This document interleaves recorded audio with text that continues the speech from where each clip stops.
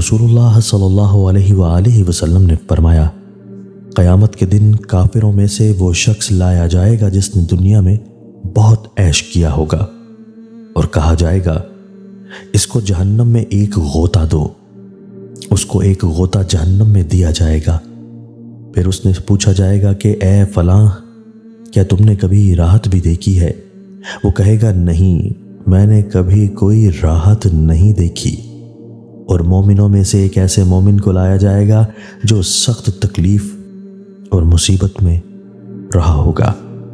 اس کو جنت کا ایک غوطہ دیا جائے گا۔ پھر اس سے پوچھا جائے گا کیا تم نے کبھی کوئی تکلیف یا پریشانی دیکھی؟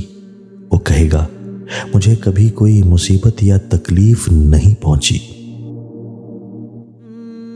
دوستو، اللہ تعالی ہمیں ان احادیث مبارکہ پر عمل کرنے اور اپنی زندگیوں کو سنوارنے کی توفیق عطا فرمائے۔